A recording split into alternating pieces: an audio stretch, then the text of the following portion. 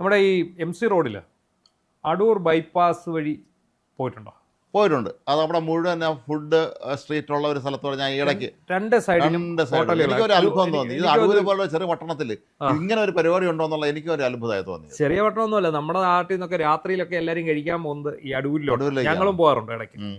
അപ്പോൾ ഈ രണ്ട് സൈഡിലും കൂടുതൽ ഇപ്പം മന്തിക്കടയാണല്ലോ, ഇപ്പം മന്തിയാണല്ലോ, കൂടാതെ കുറേ തട്ടുകടകളും മറ്റ് ഹോട്ടലുകളും എല്ലാം ഉണ്ട്. അപ്പോൾ എന്തായാലും ഇന്ന് അടൂർ നഗരസഭയിലെ ആരോഗ്യ വിഭാഗം അവിടെ ഇറങ്ങി നടത്തിയ ഒരു പരിശോധനയിൽ നിരത്തിപ്പിടിച്ച് പഴകിയ ഭക്ഷണം പിടിച്ചിരിക്കുക. ഒരുപാട് ഹോട്ടലുകളിൽ പഴകിയ ഭക്ഷണം പിടിച്ചിട്ടുണ്ട്.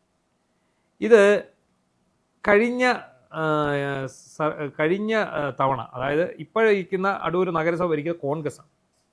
കഴിഞ്ഞ ടൈമിൽ അത് LDF ആണ് ഭരിച്ചത്. LDF ഭരിച്ചിരുന്നപ്പോൾ LDF അതവിടെ ഈ വീതം വെപ്പായിരുന്നു 2.5 വർഷം വീതം. അങ്ങനെ ആദ്യം CPIക്ക് കൊടുത്തു. D സജി എന്ന് പറയുന്ന ആൾ ചെയർമാനായി. അതിനുശേഷം രണ്ടാമത് CPM-ന് 2.5 വർഷം. ദിവ്യ റജി മുഹമ്മദ് എന്ന് പറയുന്ന ഒരു നേതാവ്, ഒരു യുവ നേതാവായിരുന്നു അവിടുത്തെ ചെയർപേഴ്സണായിട്ട്. അവരത്യാവശ്യം നീറ്റ് ആൻഡ് ക്ലീൻ ആയിരുന്നു, നേർവഴി നേരെ പോകുന്നുള്ളൊരു. അവരെന്ത് ചെയ്തു? അവരൊക്കെ അവിടെ ഒരു ആരോഗ്യ സ്റ്റാൻഡിംഗ് കമ്മിറ്റി ചെയർമാനുണ്ടായിരുന്നു, റോണി പാണെന്നുണ്ടിൽ. CPM-ന്റെ ലോക്കൽ കമ്മിറ്റി അംഗമോ മറ്റായിരുന്നു, ഏരിയ കമ്മിറ്റി അംഗമോ ലോക്കൽ കമ്മിറ്റി എന്താണെന്ന് ഞാൻ കൃത്യമായിട്ട് ഓർക്കുന്നില്ല. ഇപ്പം ആ ഫീൽഡ് അവിടെ നിന്ന് വിട്ടതിന് ശേഷം എനിക്ക് അറിയില്ല, മറന്നുപോയി. അപ്പോൾ ഇവർ കൂടി ഇതുപോലെ പിടിച്ചു. ഈ തട്ടുകട റെയ്ഡ് നടത്തി പിടിച്ചു. പഴകിയ ഭക്ഷണവും പിടിച്ചു, എണ്ണയും പിടിച്ചു. വിശദമായിട്ട് വാർത്തകളും മാധ്യമങ്ങൾക്ക് കൊടുത്തു. വലിയ വിഷയമായി മാറി. കാരണം ഇത് മൊത്തം CPM അടൂർ ഏരിയ സെക്രട്ടറിയുടെ ഏരിയ സെക്രട്ടറിയുടെ അധീനതയിലുള്ള അദ്ദേഹത്തിൻ്റെ അസ്മാദികളുടെയാണ് ഈ ഹോട്ടലുകൾ മുഴുവൻ. ഇതിലൊരു ഡിങ്കൻ്റെ കട എന്ന് പറഞ്ഞൊരു ഹോട്ടലുണ്ട്. ഇന്ന് അവിടെ നിന്നാണ് ഒന്ന് പിടിച്ചത്. അത് ഈ ഏരിയ സെക്രട്ടറിയുടെ സ്വന്തം കക്ഷിയുടെയാണ്. അപ്പോൾ ഈ ഏരിയ സെക്രട്ടറി എന്ന് CPM ഭരണമാണല്ലോ, പ്രത്യേകിച്ച് സംസ്ഥാനവും ഭരിക്കുന്നു, നഗരസഭയും ഭരിക്കുന്നു. വലിയ വിഷയമാക്കി ഈ അന്നത്തെ റെയ്ഡ്. കഴിഞ്ഞ തവണത്തെ റെയ്ഡിൻ്റെ കാര്യം ഞാൻ പറയുന്നത്. അങ്ങനെ വന്നിട്ട് ഇവിടുത്തെ ഏരിയ കമ്മിറ്റിയിൽ ഇത് ചർച്ചയ്ക്ക് വന്നു. CPM-ൻ്റെ ഏരിയ കമ്മിറ്റിയിൽ ചർച്ചയ്ക്ക് വന്നിട്ട് വലിയ പ്രതിഷേധം. പഴകിയ ഭക്ഷണം പിടിക്കാൻ പാടില്ല, നമ്മുടെ സഹാക്കന്മാർ നടത്തുന്ന കടയാണ്. പക്ഷേ അതായത് ജില്ലാ സെക്രട്ടറി ആയിരുന്ന KP ഉദയഭാനു അടക്കമുള്ളവർ ഒരു നിലപാടെടുത്തു. സംഗതിയൊക്കെ ശരിയാണ്, സഹാക്കന്മാരായിരിക്കും, പക്ഷെ പഴകിയ ഭക്ഷണം മേലിൽ വിൽക്കാൻ പറ്റില്ല, വിൽക്കാൻ അനുവദിക്കാൻ കഴിയില്ല എന്ന് പറഞ്ഞു. അന്ന് അങ്ങനെ ഒരു തീരുമാനം അവരവിടെ എടുത്തു. പക്ഷേ ആ തീരുമാനത്തിന് 1 മണിക്കൂറിൻ്റെ പോലും ആയുസ് ഉണ്ടായിരുന്നില്ല. വീണ്ടും അവിടെ ഈ പഴകിയ ഭക്ഷണം വിൽപ്പന തുടങ്ങി. ഇതിനെതിരെ റെയ്ഡിന് നേതൃത്വം കൊടുത്ത ഈ റോണി വാണെന്നുണ്ടിലിനെയും ഈ ദിവ്യ റജി മുഹമ്മദ്, അതായത് നഗരസഭാ ചെയർപേഴ്സണെയും ഈ ഹെൽത്ത് സ്റ്റാൻഡിംഗ് കമ്മിറ്റി ചെയർമാനെയും യവന്മാർ പൊതുശത്രുവായിട്ട് പ്രഖ്യാപിച്ചു എന്നുള്ളതാണ് CPM-കാർ. എന്നിട്ട് അവർക്കെതിരെ പണി തുടങ്ങി. അവരെ മാറ്റാൻ വേണ്ടി ഇവരാഞ്ഞു പിടിച്ചു. ഈ ഏരിയ സെക്രട്ടറിയുടെ നേതൃത്വത്തിൽ ആഞ്ഞു പിടിച്ച് അവസാനം അവരെ രാജിവെച്ചില്ല. അവസാനം ഇവർ പല നമ്പരും ഇറക്കി. ഏറ്റവും അവസാനം 6 മാസത്തിനെങ്ങാണ്ട് മുമ്പ് അവരെ രാജിവെപ്പിച്ച് താഴെ ഇറക്കി. അവരോടുള്ള ഏറ്റവും പ്രധാനപ്പെട്ട കലിപ്പ് എന്തായിരുന്നു എന്ന് ചോദിച്ചാൽ ഈ ഹോട്ടലുകളിൽ റെയ്ഡ് നടത്തുകയാണ്. ഇപ്പോഴും ഈ ഹോട്ടലുകൾ മുഴുവൻ CPM-കാരുടെയാണ്, CPM നേതാക്കന്മാരുടെ ബിനാമികളുടേതാണ്. ഇതിന് സമാനമായ രീതിയിൽ തിരുവനന്തപുരത്തും ഫുഡ് സ്ട്രീറ്റ് തുടങ്ങിയിട്ടുണ്ടായിരുന്നു. ഒന്ന് തിരുവനന്തപുരത്ത് MG കോളേജിൻ്റെ മുന്നിൽ മുട്ടട ആ ഭാഗത്ത് വ്യാപകമായി ഈ കടകളുണ്ടായിരുന്നു. നമ്മൾ ഈ പോകുന്ന വഴിക്ക് അങ്ങോട്ട് MC റോഡിലോട്ട് പോകുന്ന നമ്മുടെ പരുത്തിപ്പാറ MG കോളേജിന് തൊട്ട് മുന്നിൽ ഞങ്ങൾ അവിടെ ഒന്ന് കഴിച്ചിട്ടുണ്ട്. രാത്രി നിരത്തി പിടിച്ച് മേളിൽ നിന്ന് 1 കിലോമീറ്റർ നീളത്തിൽ താഴോട്ട്. അതാണ് അവിടെ ഇതാണ് സംഭവിച്ചതാണ് എന്ന് കേട്ടത്. ഇതെല്ലാം പാർട്ടി നേതാക്കന്മാർ സ്പോൺസർ ചെയ്ത കടകളാണ്, അവരുടേതാണ്. അത് ചില ഗുണ്ടാ നേതാക്കളാണ് ഇതിന്റെ. അവന്മാര് MC റോഡ് തറവാടകയ്ക്ക് കൊടുക്കായിരുന്നു. അതാണ് വാടകയ്ക്ക് കൊടുക്കുന്നു. വാടകയ്ക്ക് കൊടുത്തിട്ട് പറയുന്നു നിന്റെ കട ഇനി തൊട്ട് നാളെ തൊട്ട് ഈ റോഡിന്റെ അപ്പുറത്തോണ്ട് വയ്ക്കും. ഇവിടെ നമുക്ക് കുറച്ചുകൂടെ പൈസ തരുന്ന എൻ്റെ വേറെ സഖാവ് വരുന്നുണ്ട്, അവർക്കൂടെ കട തുടങ്ങണം, നീ കൊണ്ട് അപ്പുറത്ത് പോയി എന്ന് പറയുന്നു. കച്ചവടം നന്നായി നടക്കണം എവിടെയാണോ അവിടുത്തെ കടകളായിരിക്കുന്ന പാവപ്പെട്ട ആളെ അടിച്ചോടിച്ചിട്ട് അവിടെ സ്വന്തം ആളെ കൊണ്ടുപോയിക്കും. സാധാരണ ഈ തട്ടുകടകളൊക്കെ ഒരു 8 മണിക്ക് ശേഷമാണ് മിക്കയിടത്തും പ്രവർത്തനം തുടങ്ങുന്നത്. ഈ പറയുന്ന ഈ സ്ഥലത്തെ തട്ടുകടയുണ്ടല്ലോ, MG കോളേജിൻ്റെ അവിടെ, അതൊരു 6 മണി 5:30 ആകുമ്പോഴത്തേക്ക് അവിടെ നിരക്കും. ഒരു സാധനം അങ്ങോട്ട് നേരത്തെ ഇങ്ങനെ കൂടാരങ്ങൾ അങ്ങനെ അങ്ങോട്ട് നിരക്കും. അവിടെ ചിലയിടത്തൊക്കെ നല്ല ഫുഡാണ്, ചിലയിടത്തെ വെറും വേസ്റ്റ് ഫുഡാണ്, പന്ന ഫുഡാണ്, നമുക്ക് കഴിക്കാൻ പോലും തോന്നാതെ. ഇപ്പം എന്താണെങ്കിലും ഞാൻ കഴിഞ്ഞ കുറേ ദിവസമായിട്ട് ഇവിടുന്ന് അങ്ങോട്ട് പോകുമ്പോൾ ഞാൻ ശ്രദ്ധിക്കാറുണ്ട്, ഇതെന്ത് പറ്റിയടാ, ഇത് ഇപ്പോൾ കാണുന്നില്ലല്ലോ, ഇപ്പോൾ ഇല്ല.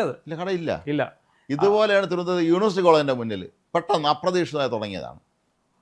കുറേ കടകൾ അവിടെ മട്ടൺ സൂപ്പ് അങ്ങനെ പലതും ഉണ്ട്. ഇത് ആരുടെ വകയാണെന്ന് നമുക്കും അറിയില്ല. കുറേ ചെറുപ്പക്കാർ, ന്യൂജൻ ചെറുപ്പക്കാരെല്ലാം അവിടെ ഒരുപാട് പേര് നിൽക്കുന്നൊക്കെ ഉണ്ട്. അപ്പോൾ ഞാൻ പലപ്പോഴും അതിൽ നടന്നു പോകുമ്പോൾ ആലോചിക്കാനുള്ളൊരു കാര്യം, ഇതിൽ വേറൊരു വലിയ അപകട സാധ്യതയുള്ളത്. ചിലപ്പോൾ അവർ കുട്ടികളായതുകൊണ്ട് അവർ സൂക്ഷിച്ച് ഭക്ഷണം ഉണ്ടാക്കുന്നുണ്ടായിരിക്കാം. ഇത് വലിയൊരു അപകടമുള്ള, ഞാൻ പഠിച്ച യൂണിവേഴ്സിറ്റി കോളേജ് തന്നെയാണ്. അവിടെ നിൽക്കുന്ന മരങ്ങളുണ്ടല്ലോ, ആ വരിവരിയാ നിൽക്കുന്നത്, ഇതിന് ഓരോന്നിനും മിനിമം 150 വർഷം 100 കൂടി വർഷം പഴക്കം വരും. ഈ കോളേജിനോളം പഴക്കം ഈ മരങ്ങൾക്കുണ്ട്. ഇതിൻ്റെ ഏത് നിമിഷം വേണമെങ്കിലും മരം പിഴുതു വിടാം. ഞാനൊരിക്കൽ കഷ്ടിച്ചാണ് മരണത്തിൽ നിന്ന് രക്ഷപ്പെട്ടത്. നടന്നു വരുമ്പം അവിടെ നിൽക്കുന്ന വഴിയെ നടന്നു വരുമ്പോൾ, ആ ഫുട്പാത്തിലൂടെ നടന്നു വരുമ്പോൾ ഒരു മരത്തിൻ്റെ കൊമ്പ്, വലിയൊരു കൊമ്പ് ഒടിഞ്ഞ് നേരെ എൻ്റെ സെക്കൻഡ് ഇങ്ങ് എത്തിയത്, മഴക്കാലം വരുന്നത്. പക്ഷെ അത് തിരിഞ്ഞു വന്നതുകൊണ്ട് മാത്രം ഞാൻ രക്ഷപ്പെട്ടത്. അതിൻ്റെ ആ കുറ്റിയാണോ തലയിൽ ഇടിച്ചിരുന്നെങ്കിൽ ആളെ അപ്പോഴേ എൻ്റെ ഇടപാട്.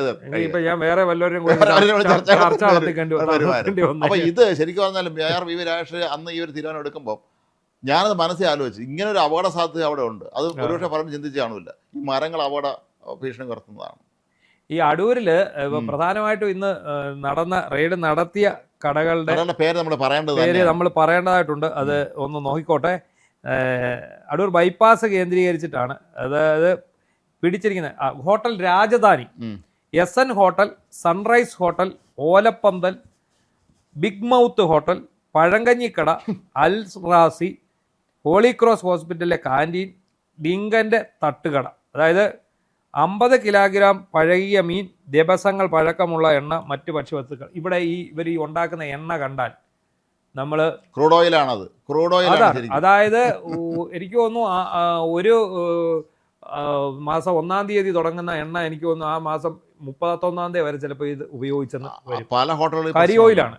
അത് എല്ലാ ഹോട്ടലുകളിലെയും പ്രശ്നം. ഒന്നാമതെ പ്രത്യേകിച്ച് വെളിച്ചെണ്ണയ്ക്ക് വില കൂടുതലാണ്.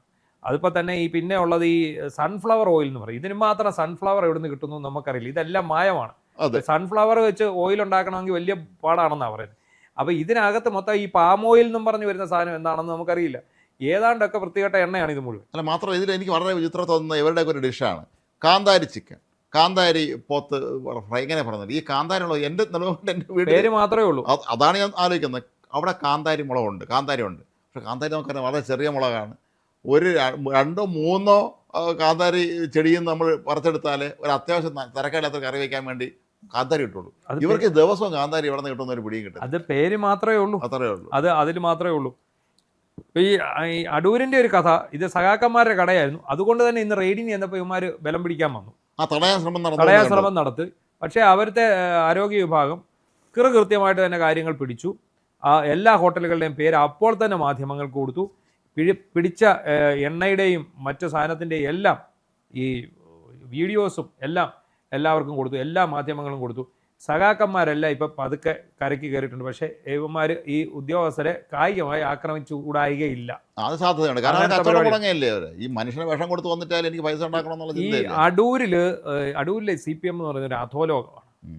അവിടെയാണ് ഏറ്റവും കൂടുതൽ ലഹരി മരുന്ന് കേന്ദ്രം ഹബ്ബെന്ന് പറയുന്നത് ഈ അടൂരായിരുന്നു. ഇപ്പോൾ കുറഞ്ഞു, കാരണം ഇവന്മാർക്ക് മനസ്സിലായി ഈ നേതാക്കന്മാർക്ക് പലർക്കും ഈ ലഹരി മരുന്ന് കച്ചവടം നടത്തുന്നവരുമായിട്ട് നല്ല സാമ്പത്തിക പാർട്ട്ണർഷിപ്പുണ്ട്. അവർ പിടിച്ചിട്ടുള്ള മിക്ക ആൾക്കാരെയും ഈ പാർട്ടിയുമായി ബന്ധമുള്ളവരെയാണ് പിടിച്ചിരിക്കുന്നത്. അവസാന നിമിഷം ഒരു തരം. പിന്നെ ഇവന്മാർക്കൊരു കൊട്ടേഷൻ പരിപാടി ഉണ്ടായിരുന്നു. എന്ന് പറഞ്ഞാൽ അവിടെ അടൂർ റെസ്റ്റ് ഹൗസിൽ പിന്നെ ഒരു മുറി ഇവരുടെ കയ്യിലാണ്. ഇവർക്ക് അത്യാവശ്യം എവിടെ നിന്നെങ്കിലുമൊക്കെ കൊണ്ടുവന്ന് ഇടിക്കേണ്ടവനെ ഇവന്മാർ ഇവിടെ കൊണ്ടുവന്ന് ഇടിക്കുന്നത്, ഇടിമുറി ഉണ്ടാക്കിയിട്ട്. ഇതുപോലെ വലിയ വിഷയം ഇടിമുറി ഉണ്ടാക്കിയിട്ടുണ്ടായിരുന്നു. അവിടെ നടക്കാത്ത പരിപാടികളൊന്നും ഇവർ ഇല്ലായിരുന്നു. പക്ഷേ ഇപ്പം എന്ത് സംഭവിച്ചു എന്ന് ചോദിച്ചാൽ സംഗതി നേരെ കടകം മാറി. ഇപ്പോൾ അവിടം രാഹുൽ മാങ്കൂട്ടത്തിൻ്റെ ഒരു കയ്യിലോട്ട് ഈ കാര്യങ്ങൾ ചെന്നിരുന്നത്. രാഹുൽ മാങ്കൂട്ടത്തിൻ്റെ സ്വന്തം ടൗണാണ് അടൂർ എന്ന് പറയുന്നത്. ഭരണം മാറി.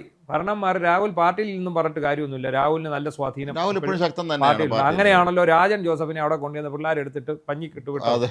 അപ്പം അതുകൊണ്ട് തന്നെ അവരവിടെ ശക്തമായിട്ടൊരു നിരീക്ഷണ സംവിധാനം ഇപ്പോൾ ഒരുക്കിയിട്ടുണ്ട്. കോൺഗ്രസ് പണ്ടത്തെ പോലെ ഇപ്പം പണ്ട് എങ്ങനെ ഫെനി നൈനാനെയും രാഹുലിനെയൊക്കെ ഇവന്മാരെ എങ്ങനെയൊക്കെ ഒതുക്കാൻ നോക്കിയോ അതേ രീതിയിൽ തിരിച്ചിവർ പണി തുടങ്ങിയിട്ടുമുണ്ട്, പണി കൊടുക്കുന്നുമുണ്ട്.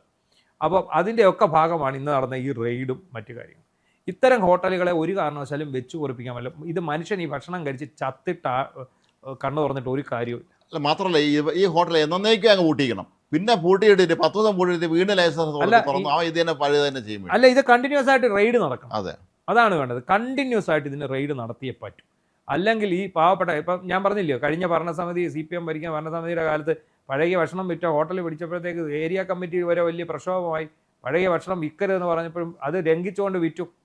പിന്നെ അവർ പിന്നെ ഒരൊറ്റ റെയ്ഡ് പോലും അവിടെ നടത്താൻ അവർ സമ്മതിച്ചിട്ടില്ല. വർഷങ്ങൾക്ക് ശേഷമുള്ള റെയ്ഡാണ്. അതെ, 3 വർഷത്തിന് ശേഷം 3 വർഷത്തിന് ശേഷമുള്ള റെയ്ഡാണ് ഇപ്പോൾ നടക്കുന്നത്. ഇത് നടക്കാതെ എങ്ങനെ പറ്റുമെന്നൊന്ന് ആലോചിച്ച് നോക്ക്. ഈ ജനത്തിനെല്ലാം ഈ പഴകിയ ഭക്ഷണം കൊണ്ട് കൊടുക്കുക, ഇവർക്കെല്ലാം അസുഖം വരിക, മറ്റു കാര്യങ്ങൾ. ഈ അടുത്തിടയ്ക്ക് ഈ പിന്നെ ഓരോ സ്ഥലത്തും ഭക്ഷണം കഴിച്ച് ഇപ്പം നമ്മൾ തന്നെ റിപ്പോർട്ട് ചെയ്ത ഷിഗല്ല വരെ വന്നു. അതെ അല്ലേ? എവിടെയാ പിന്നെ മന്തി കഴിച്ചവർക്ക് കൊച്ചിയിൽ. മാത്രമല്ല ഇത് MC റോഡിൽ സ്ഥിതി ചെയ്യുന്ന ഒരു സ്ഥലമാണ്. യാത്ര പോകുന്ന ആളുകൾ ഇവിടെ ഭക്ഷണം കഴിച്ചിട്ട് പാർക്കിംഗ് സ്ഥലമുണ്ട്, റോഡിൽ വണ്ടി ഇട്ട് പാർക്ക് ചെയ്യാനുള്ള സ്ഥലമുണ്ട്. അവർ വഴിച്ചവർക്ക് സുഖമില്ലാതെയുള്ള അവസ്ഥ എന്തായിരിക്കും? അതാണ് സംഭവിച്ചിരിക്കുന്നത്. എന്താണെങ്കിലും സഖാക്കന്മാരുടെ ഗുണ്ടായുസത്തിന്റെ തണലിൽ വളർന്നിരുന്ന MC റോഡിൽ, ബൈപ്പാസ് റോഡിലെ കടകൾ, ആ കടകൾക്ക് നേരെ അതിശക്തമായിട്ടുള്ള നടപടിയെടുക്കാൻ അവിടുത്തെ നഗരസഭയും ഭരണാധികാരികളും തയ്യാറായിരിക്കുന്നു എന്നുള്ളത് നമ്മളെ സംബന്ധിച്ചിടത്തോളം, ഭക്ഷണപ്രിയയെ സംബന്ധിച്ചിടത്തോളം ആശ്വാസം നൽകുന്ന ഒരു വാർത്ത തന്നെയാണ്. ഇനി ഇത് തുടരണം. ഒരുത്തനെയും പഴകിയ ഭക്ഷണം വിൽക്കാൻ അനുവദിക്കും. ഇത് കേരളം മുഴുവൻ വ്യാപിപ്പിക്കണം. ഈ സർക്കാർ കേരളം മുഴുവൻ വ്യാപിപ്പിക്കണം. അതാണ് വേണ്ടത്.